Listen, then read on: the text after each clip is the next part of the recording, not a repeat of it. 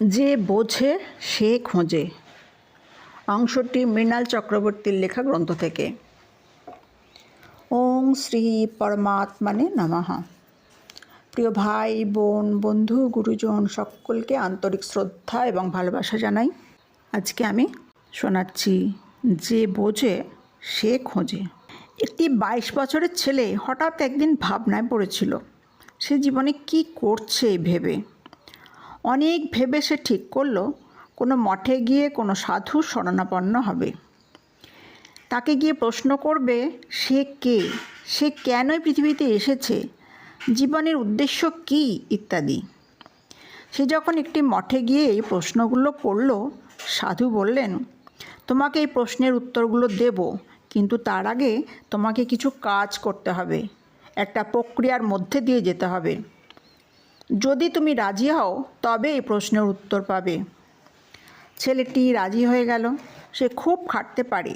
সাধু তাকে বিভিন্ন ধরনের কাজ দিতে লাগলেন। 3 বছর পরে একদিন একটা ঘটনা ঘটল। দুপুরবেলা প্রায় 200 জন পথিককে খাওয়ানোর দায়িত্ব দেওয়া হলো তাকে।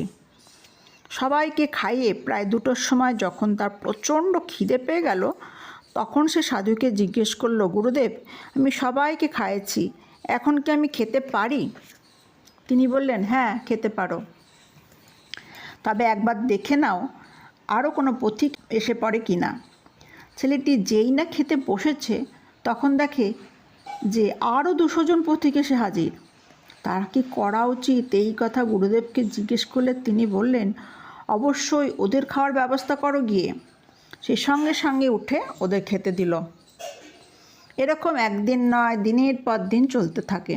সে মুখ বুজে সব সহ্য করে যায়, কারণ সে জানে একদিন সাধু তার প্রশ্নের উত্তর দেবেন। সে একদিন গুরুর কাছে গিয়ে বলল সে তার প্রশ্নের উত্তর জানতে চায়। একদিন আর না পেরে সে গুরুকে চেপে ধরল প্রশ্নের উত্তরের জন্য।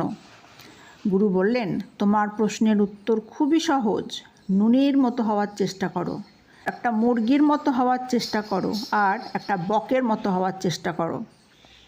4-5 বছর এত খাটুনির পর এই 3টে উত্তর পেয়ে ছেলেটির মন খারাপ হলো। সে বলল, এই 3টে উত্তর নিয়ে আমি কি করব? গুরুদেব বললেন, এই 3টে উত্তরের মধ্যে অনেক উত্তর আছে, খোঁজার চেষ্টা করো। সে যখন কিছুতেই এর অর্থ বের করতে পারল না, তখন গুরুদেব বললেন, আমি প্রথমে বলেছি নুনের মতো হওয়ার চেষ্টা করো।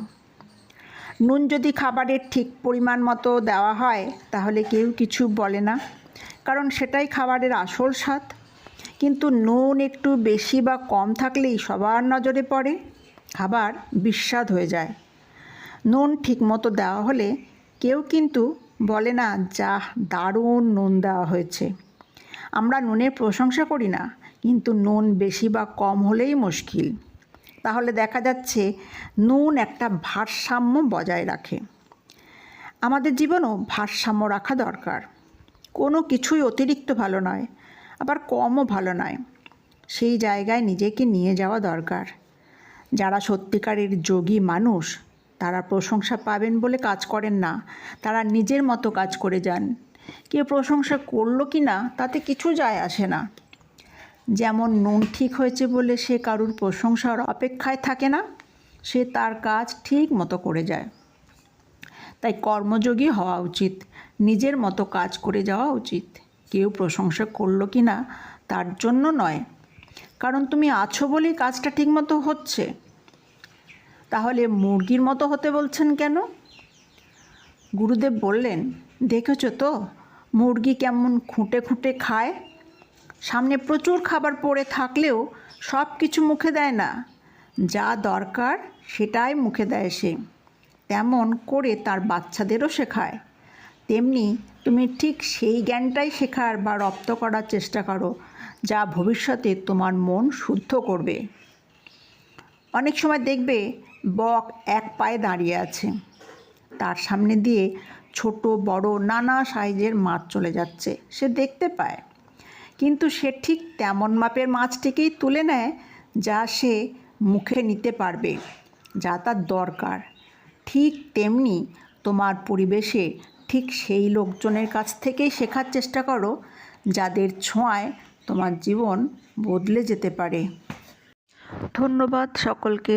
যদি ভিডিও ভালো লেগে থাকে অবশ্যই লাইক, শেয়ার এবং সাবস্ক্রাইব করবেন এবং কিছু বলার থাকলে অবশ্যই কমেন্ট করে জানাবেন।